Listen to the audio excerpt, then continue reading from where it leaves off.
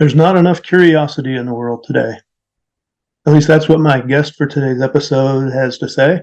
She's Gail Robertson. She has had a really varied career and eventually landed on running her own PR firm for manufacturers. And she thinks that in our industrial world, we need more people challenging assumptions and asking questions. And I agree with her. So stick around. You'll hear all about it right from Gail herself here on Manufacturing Talks.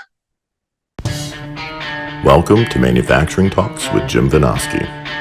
Industry has a million cool stories, and Jim talks to the movers and shakers who are making them happen. Let's dive in.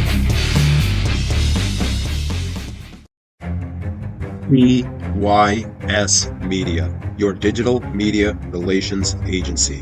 Public relations, website design, digital marketing. You get found by the customers and talent who need your solutions. You get media placements in top publications, the best job candidates coming to your website, a digital presence that gets you found by the right people. Call 616-298-8798 to get started today. All right, here we go. Welcome to Manufacturing Talks. I'm Jim Vinosky, your host. Thanks as always to our sponsor, DYS Media. Go look them up online. They got some good stuff going on there, and they will do a good job for you. I'm really excited today. Got a great guest. Gail Robertson. She is the Chief Curiosity Officer at her own company called GailNow. Should also mention she is a recovering journalist, and we will talk about that. Welcome, Gail. Hello, Jim. I'm super duper excited to be on your show. Thank you. Yes. So I should share that I was on your show, a month ago or so? Yep. And that was a lot of fun. So I've also greatly been looking forward to getting you on here and furthering that discussion. And what I love is that how we connected through social media and, I think we each found obviously content that was valuable and because I talk a lot about curiosity, you are someone who also has a curious mind. So I'm always fascinated by people like yourself as well. And I should have mentioned the name of your show, which you just said, Curious Minds. Curious Minds with GailNow on YouTube. Yep. And folks, you should definitely go follow her because that is some excellent content. Not just the one I was on, but all of them. So yeah, go check her out. Before we get started, definitely you've got a phenomenal background, and let's talk a little bit about, how you got to where you are today. Well, I've been doing a lot of reflection on this because people have asked me, like, have you always been curious? And I was like, I don't know. And then I realized, yes, I think I have been. And it goes back to childhood. I remember when I got my first, tape recorder and I was going around, taping people till my mom told me I had to stop because I was hiding behind couches. And so then throughout, I got into high school and I also am a great believer how paths are opened. Like you can have a plan for my life. My life plan did not go what I thought it was going to, but it's still been phenomenal. So I went into journalism because of a great high school teacher that set up a journalism class in high school. Then I went into it because I really wanted to change the world. And I thought about law at one point and then instead went into journalism because I wanted to that idea too of, challenging authority, challenging what was happening in the world and asking a lot of questions. So I was in that journalism world for about 10 years-ish and then veered off from there for a whole bunch of reasons that were happening. I think I realized too, I had sort of reached my limit in the mainstream media journalism world. Yeah. And I went off and ran a bed and breakfast on an island, which I now say that's my MBA because I learned about everything about marketing from website to, customer service. So everything. Then after that, I left there and was a fundraiser for a culture and recreation complex. And then one of the people on the campaign cabinet hired me as the advertising and promotions manager for a company in insurance and tech. And I was there for 11 years until they sold to an international company. And so basically I stayed until, that was all finished up and they gave me a nice package and it was wonderful. It was a wonderful departure. I still keep in touch and do some work with them. And then went off and started my own business, GailNow. And that's where I am for I just realized 5 years now I've been doing this company. It doesn't seem congratulations. like 5 years. Yeah. So, and that's PR. Yeah. So I'm a public relations consultant, though even in setting up GailNow, one of the things this would be a great skill I have is using transferable skills and being adaptable. Yep. So when COVID hit, when everything's like, a lot of people were afraid, and I leaned in and said, I'm going to be a crisis communication specialist. Yep. And I really went out and said, okay, you have to use social. Like you can't meet in person. And luckily I had already been getting familiar with Zoom and doing a lot of online and social media. Mm-hmm. I was very active. So, that's one of the things about public relations that I'm doing now is it is about having that ability to be adaptable and look for opportunities and, look for ways that you can embrace those opportunities. Yep. Yep. So you've already made most of our lives sound extremely boring in comparison to yours, but it goes beyond that. So you do PR, but now you've got a focus that kind of brings you here with us today on Manufacturing Talks in our world. So tell us about that. Well, as I just mentioned, as with many things in my life path, often, when opportunity knocks, I'm that person that's like, okay, I'm going to open that door and see where this goes, right? Mm-hmm. So I didn't really have a plan for manufacturing, just like I hadn't planned to go into insurance. And yet I found insurance fascinating. People think that's crazy, but it really was an interesting world when you understood why we have insurance. And I learned a great deal, especially about travel insurance. But then when I get into manufacturing, everything I've done in my life and my career has to do with relationships, building relationships. And that's where curiosity comes in, because I'm that person that will talk to the person in the line at the store. I'm the person that when I travel, even on my own at times. And so I've met amazing people. And what that does is I never look at meeting people as like, oh, what can they do for me? Instead, I look at it as, oh, they have stories to tell. I want to hear about their stories and their life. Yep. Then what happens is then the door gets open to go into another job or another life path. So now, because I went around in a circle on that, I kind of lost track of the question, Jim. The whole manufacturing connection. Oh, manufacturing. Yes. Yep. Thank you. You're going to be back on track. So with manufacturing, that had to do with a relationship. Again, someone had connected me and said, well, I had started to look at a job in manufacturing because of someone that had recommended me, and that didn't pan out. But when I was having lunch with someone, they said, oh, are you interested in manufacturing? I'm like, well, I don't know, I could be. And so then she said, you have to meet Brian Bendig of Cavalier Tools. So there was an email connection. And then out of the blue, he said, hey, let's connect up and have a meeting. I went into his office and I still remember, I thought, oh, we're going to get along great. He had a tarantula and a snake in his office. Now the tarantula, I'm like, I don't need to go there, but I love snakes. Like I have like a real interest, fascination. So from there, we just hit it off. We're both, very outgoing people as well. And one of the things I'll say that I like about manufacturing, and especially working more in a male-dominated industry, even though that's changing, I have found that a lot of times, men tend to be very upfront, direct. And if there's an issue, you handle it, and then the next day it's forgotten about and you move on. And and Brian's background was in marketing as well. Like he had sold cars at one point. So anyways, we had that connection, and that's how I got into mold making specifically. And then I met Tim Galbraith, also at Cavalier, and he's been my mentor in terms of helping me and guiding me and being extremely patient. And I realized though that, when you're getting into manufacturing, it's a broad label, but a lot of the basics are the same in terms of, you have to learn some of the lingo. You have to learn the basics, go walk the shop floor, go talk to the frontline people So that's what I did when I was insurance. That's what I did when I was a fundraiser. I mean, you go to the frontline people and you also find a mentor. And throughout my life and career, I've always had people that have helped guide me. And I want to go back in time to when I was in high school, because I covered junior B hockey.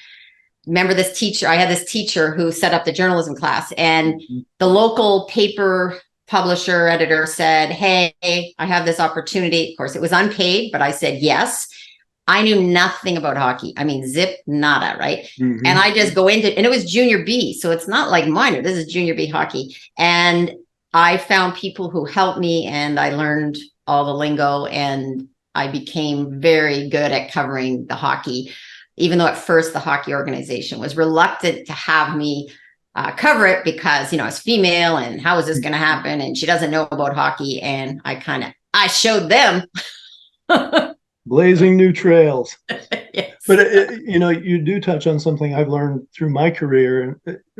We tend to be intimidated by the notion of becoming expert.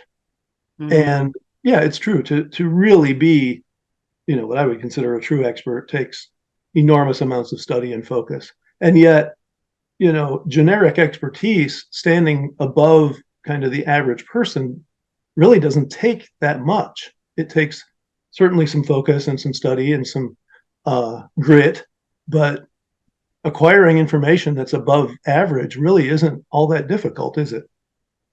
No, and this is where, as that, journalist background comes in, because what I learned right from those early days in covering hockey is that I don't have to know everything. I just have to know the people to go to. So same thing was in insurance, and same thing when I got into mold making. I mean, I went to people who know, like Tim Galbraith is definitely so knowledgeable. There's many other people that I've, got to know. Plus I'm now on the board of Canadian Association of Mold Makers. And I sat on that board throughout COVID, and wow, I did a lot of listening because we were up against a lot of obstacles with the border closing and supply chain issues. So all of a sudden I was for a while there, every morning at 7:30 a.m. we were having a meeting, and I was that person that's like listening and learning. And that's what, that's where that curiosity comes in, is that we talk a lot about creativity, we talk about other life skills, but curiosity is something that I also see that we need a great deal more of in schools, in workplaces, well, in all areas of life, social media, we need to ask more questions. Yep. Agreed. Yeah. That's what made it so much fun to talk to you on your show when I appeared. And, I was just on LinkedIn today looking at some of the kind of hot topics. I've been away for the last week plus, almost completely disconnected, and things move fast, and yet ran into exactly what you're talking about, with people just parroting a narrative, not asking questions, not challenging assertions, just taking things at face value. That doesn't take much reading on some of these things to say that's not right. It doesn't pass the smell test. And cherry picking. This is the biggest problem I see on a lot of social media and a lot of conversations, is that people will take one clip. And it's one of the things why I'm a recovering journalist, is that as a journalist, I still have relationships from people that I interviewed back when I was a mainstream media journalist, because people always said they knew they could trust me to tell their story and not to twist it. And believe me, there were times when I said, well, technically they said this, but I knew what they meant. And I could have used that quote, but I never wanted to burn a bridge, and never wanted to make any, if I'm going to get a good story, I'm going to get it the right way. And I'm going to include the full context. And that's probably my biggest issue right now. When I see a lot on social media, people pull a clip from a podcast, and I'm the person that listens to those 3-hour podcasts. So, and this has happened numerous times that I've heard someone pull a clip, and I'm like, no, I heard that interview. That is completely out of context. And, it's a real problem right now because people are passing this on to our youth, at universities. They're passing it on in mainstream media. And we really need to speak out about this more. So that's why I was happy to come on your show, because manufacturers also need to step up and take note and be aware of what's coming when it comes to, often this one narrative, because it will impact manufacturing in terms of energy, in terms of recruiting. So, listen up. Well, and you mentioned something important that I was very impressed with just a few minutes ago, that unfortunately a lot of people native to manufacturing like me still don't get, and that is that importance of going to the plant floor, going to the front line, talking to the people who are doing the work and understanding what they're encountering and what their problems are, and what solutions they need.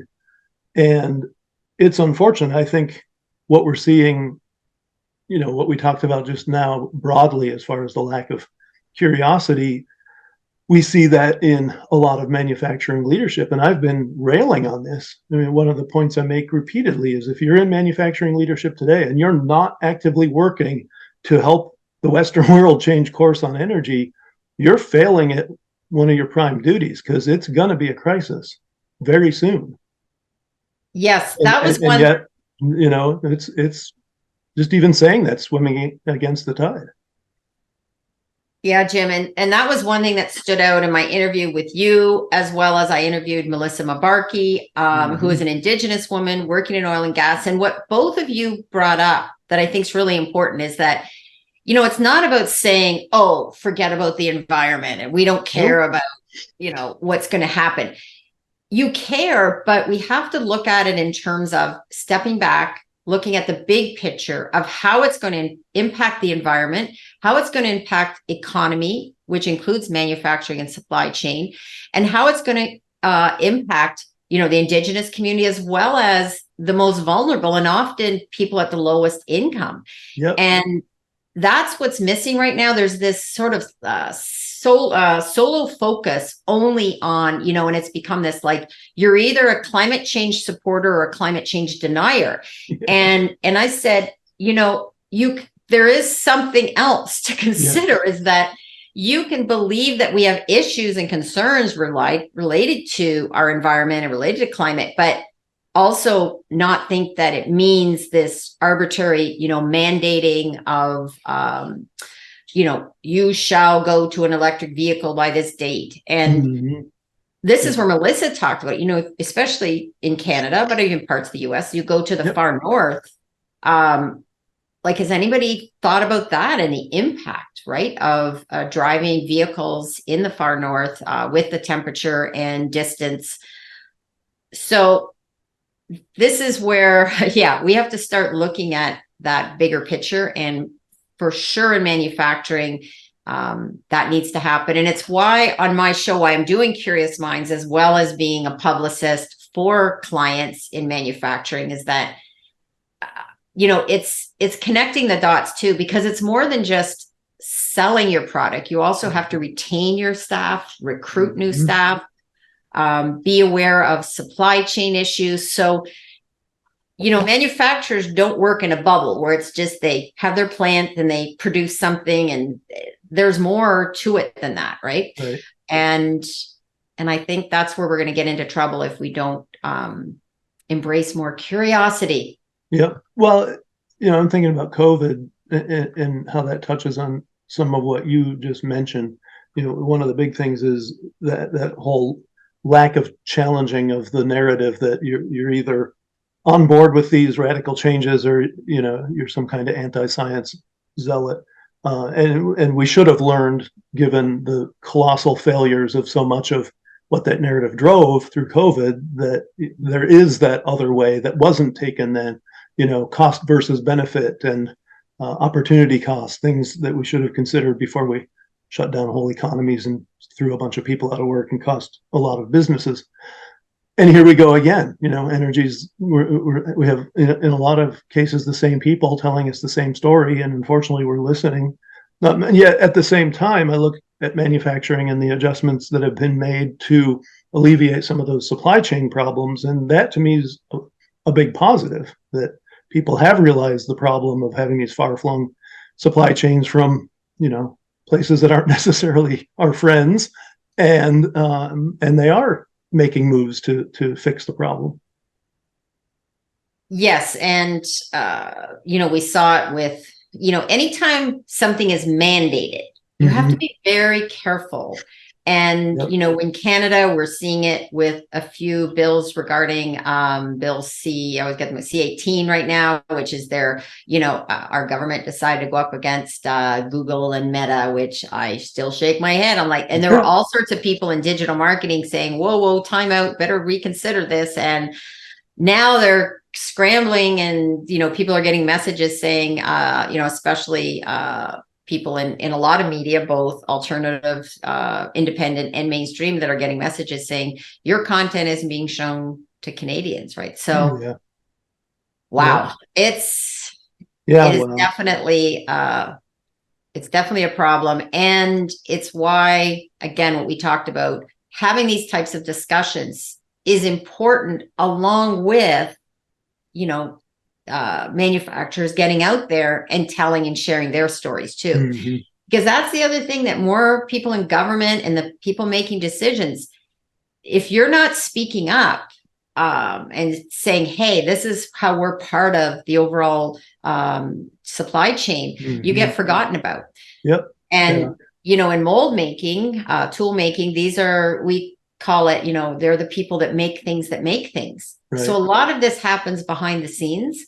Yep. So it's important to step out into the spotlight, and that's where I come in.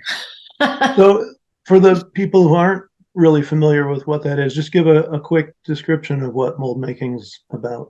Well, mold making, so what I usually suggest to people, if you think of those for examples, now I do a lot of work with a company that does non-automotive, but if you're thinking automotive, think of every plastic part in your car, or think of those tubs that you store things in, think of your case for your phone, think of this water bottle, and anything that's made from plastic.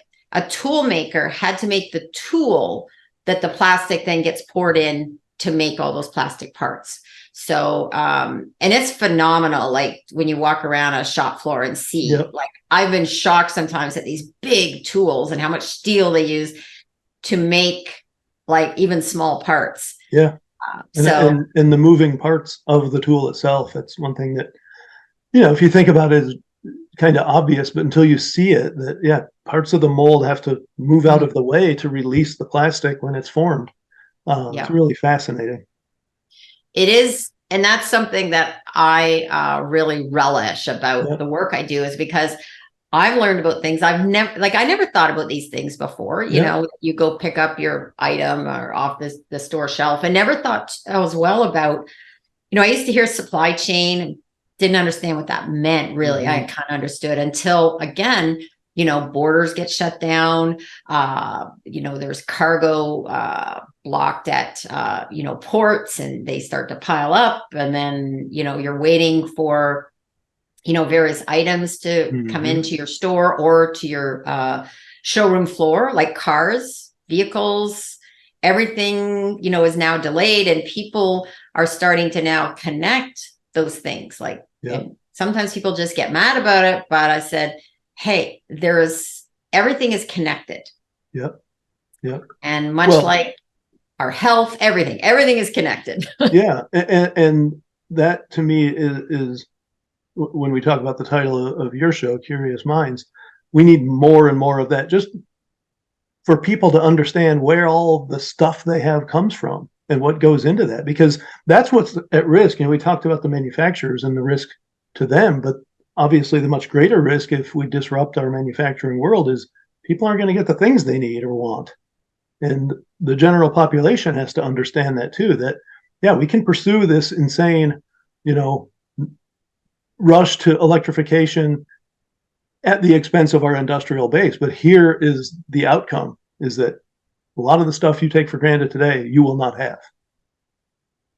Yes. And that got me thinking too. I had another guest on my show and I learned a lot about the plastics world. So when we hear, again, one narrative is that ban plastics, plastics are bad, let's get rid of plastics. And then then you start looking around and going, well, what about our medical devices? Yep. What about our cars? Like, what are you going to put if you're not going to put plastic? You know how much heavier they'd be, how many more emissions would be put into our atmosphere.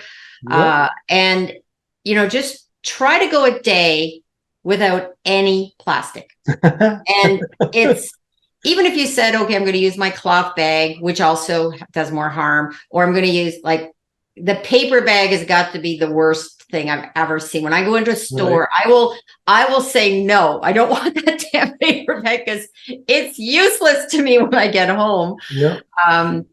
And so I learned a lot interviewing Christy Armit. He's like this one-man mission almost too. You'll see him on LinkedIn often commenting. I give him full kudos for being that brave soul. He's out there providing stats and data. And here's where, I want to have a better environment. I try to, I recycle, I try to, cycle more if I can cycle rather than drive. Like I try to do all those things as an individual. Having said that, we have to look at what makes sense and what is going to work. And this is where Chris has done the research to show, what are the emissions when you use paper bags or paper straws over plastic bags? And it's actually more harm to the environment. Yep, that's right. And so, and people don't even understand some of what they rely on plastic for. Most people have no idea that most of what they wear is plastic. The carpet they're walking on is plastic. Yep. Like you said, try to go a day without plastic. Well, get rid of your furniture, get rid of your carpeting, get rid of a big chunk of your house, get rid of your car. I'd get rid of my bicycle. It's plastic. Yep. It's carbon fiber. Yep. It's carbon reinforced plastic. So it's that and you said it right. It's the narrative, and people, just absorb that and never put that thought into it. So curious minds, people, curious minds. It's a narrative, and it's also something that we often hear this term, follow the money. And this is something when I look at, and I've started doing this now, I'll go when I see someone post something and often it's an environmental group, and I go look at, they've got a foundation supporting them. And then you look at, and I did this, even Chris said, wow, how did you find this? I said, well, I went back a few steps and I found out it was, I think it was in the steel industry that was supporting this. So of course they were saying, get rid of plastic, right? So, which also doesn't make sense, but not a lot of things do make sense some days, but especially when it comes to money. Yes. It's, there's so many things that I question, and sometimes it does feel very lonely out here when you're asking these questions, because I'm thinking, how can people not ask more questions and try to figure out why are certain things promoted? And we know the answer. I mean, it's this, strange correlation, right? Between things like people want to make money, which is not a bad thing. Like I always said, making money is a bad thing. I think where it gets out of line is when there's, when that's the only focus is making money, as opposed to stepping back and saying, let's look at what's best overall for everyone and not only one segment of the society. And, this whole, the environmental issue is really boggles my mind, like in terms of, I get it, but it does seem it seems so short-sighted. And well, another good example of that's mining. We in the Western world have essentially decided we're not going to mine anymore. And so we're pushing our mines overseas to places without any regulations. The environmental harm is worse. If you're going to mine here, you got to adhere to our regulations and do it, fairly sustainably. Over there, I mean, you've heard the horror stories of the mines in Africa. That's another one where it boggles my mind. You're not going to allow people to mine here. What do you think is going to happen? Stuff is going to get mined. Oh, yeah. is just going to get mined in a much dirtier and more dangerous way. There was a really good podcast on Joe Rogan about where he interviewed someone who went over, I forget which country in Africa, but did this whole in-depth study and was able to make his way into the mines. And even though the companies were saying, oh, no, we're using machines, we're not using children. And what he described, I mean, when I was listening to the podcast, I actually started to feel nauseous. I was like, I can't believe this is what is happening. And, but we don't, that old saying, out of sight, out of mind, right? When it's not right in our face, it's, right. Yeah. So what else in your manufacturing world? And you've talked about mold making, but I know you go beyond that as well. Are there other big topics you see that people should be thinking about? Well, I definitely have an interest also in automation, and that is a sister organization to our mold making group. And that's something that is, there's so much more than robotics too, because now we're talking about AI, we're talking about,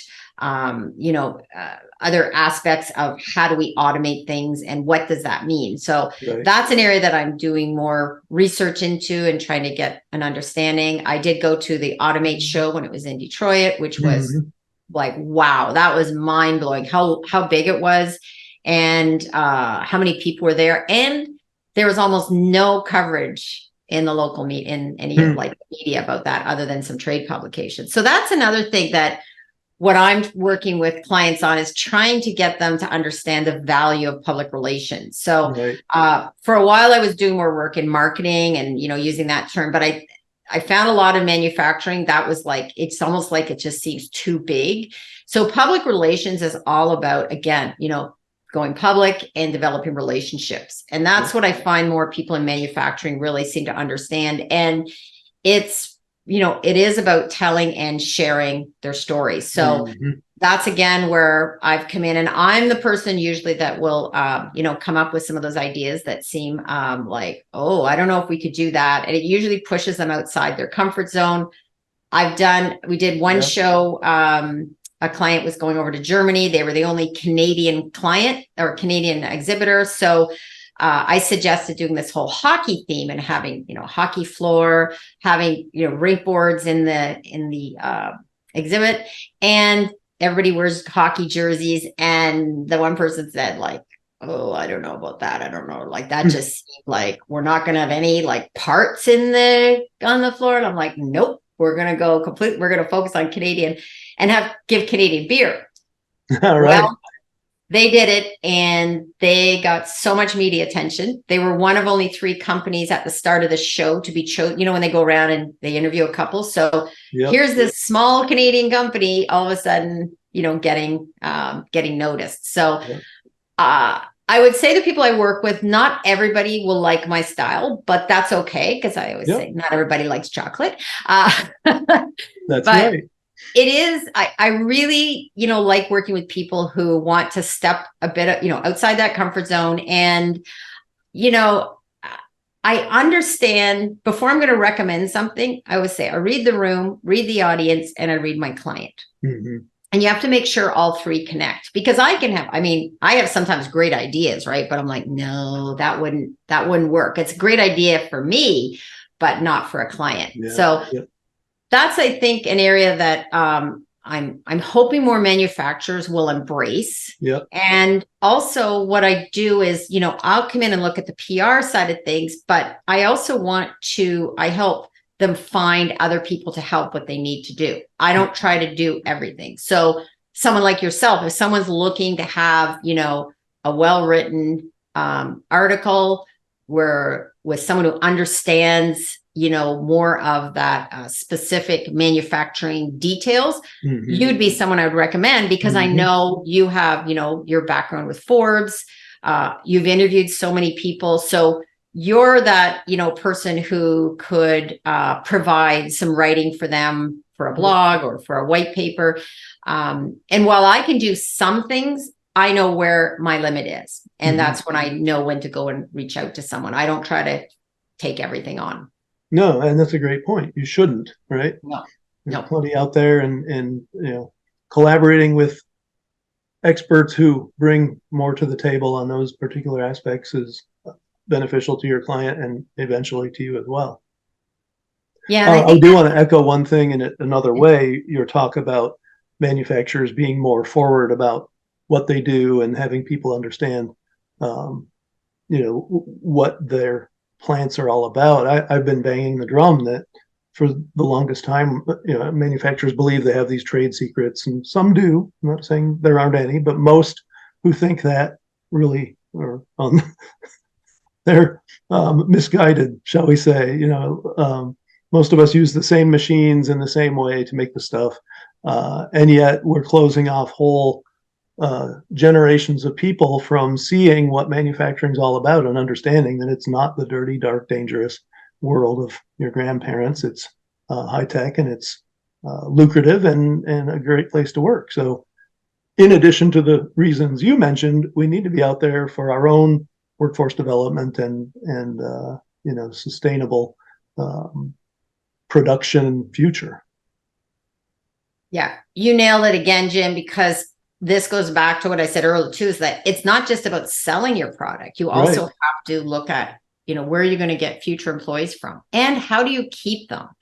Yep. I hear this a lot of times. People say, oh, they'll leave for $1 more to go up the road.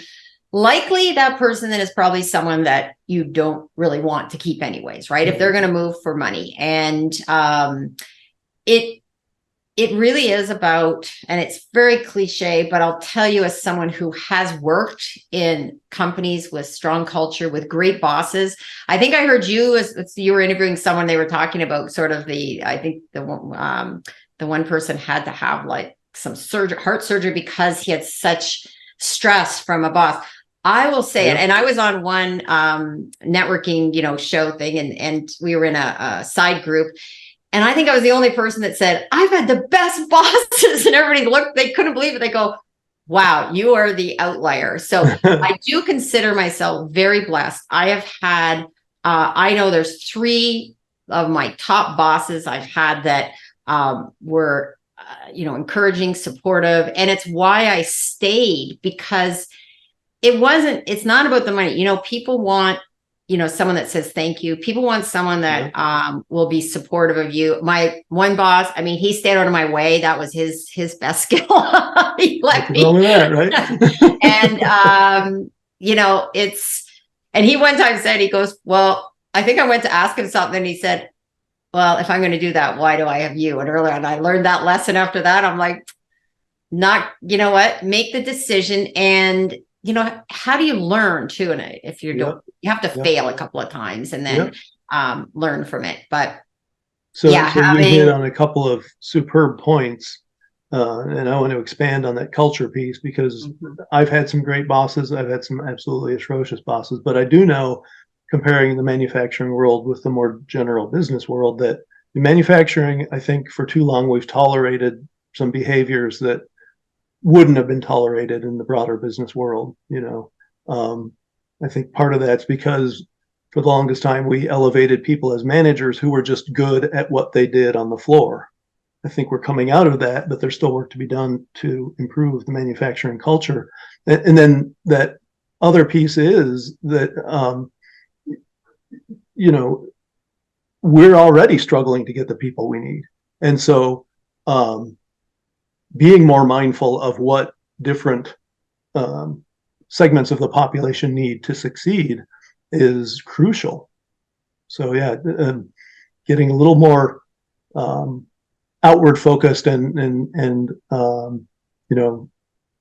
I think curious about what it takes to get the workforce today, not just the skills, but just the people and the different demographics that it's going to take to staff the plants of the future. That's a really good point, Jim, in terms of, each of my bosses, that was all before I got into manufacturing. And I have advised sometimes, but because I've been more on the PR marketing, it's like, I try to stay in my lane, not always good at that. But, if people, it is really important to look at developing your public relations, your marketing around your culture as well. Yep. Because you're not just like, you can wine and dine your clients and your future customers and current customers, but it's your staff that really are the people that will be able to give you those home runs. Yep. And a lot of things are simple. I can't tell you how important it is. Things like a pizza lunch, things like bringing in coffee, things like, very simple things. And I know some people roll their eyes about that, but I said, it does make a difference. Now, that's not all you need to do. You also need to make sure, if you've said that you want to, elevate people, then you have to move them maybe. Someone who wants to move from the shop floor into a different job, maybe as a mold maker to a mold designer, what can you do to help with that? So all of those things do make a difference. And I have advised, or I've asked questions, even about people that, sometimes I found with some leaders is they're looking for people that think like they do. And it took me a while as a manager, because I managed a team for 11 years. It took me a few years to grasp this. If I heard someone in administrative work, they may be a 9 to 5er, and by 5:01, they're out the door. They're gone, right? Yep. If I'm hiring someone that is, I can't have everybody wanting to come in and climb the ladder too. I need to have people that will settle into roles and be happy with that, because if not, you're constantly looking at churn. Yep. So that's another thing, is to be aware of that. Not everybody is going to think like some of us high achievers, right? And it's a hard habit to break. I do it even with my son. I have a son, like how I think, like, okay, he's getting ready to go on a month-long trip and he hasn't even started packing yet. And I asked him about, well, do you have like your kit for your, your travel shampoo and conditioner? And he goes, no. He was just going to take a backpack and throw some things in. I'm like, at the last minute. Yep. So, yeah. Good point. Well, unfortunately, we are about out of time, and this flew by as quickly as I expected it would. So thank you. Any final words to share with our audience here? Well, I'll just do something, because I have this sign behind me, so I'm going to move out of the way and show it. So this is part of my brand, which is sign up, suit up, and show up. And what I say is, let's get curious, because I wanted to show that, because some people may say, what does that say? And why is that behind there? So, and that mirror, that's a magnifying glass that when I take this to events, I can take their photos. But my 3-step process is sign up, suit up, and show up. And I just encourage everyone to make sure they do show up. Wonderful. Gail, thanks for being here. Thank you, Jim. A lot of fun. And of course, thanks to you, our audience. Keep tuning in. We've got shows every Tuesday now, so lots of opportunity. I can't promise they're all going to be as much fun as Gail made this one, but they will be fun. Thanks again. Thanks for tuning in to Manufacturing Talks with Jim Vinosky. Watch for new episodes dropping every Tuesday. Don't forget to like, share, comment, and subscribe.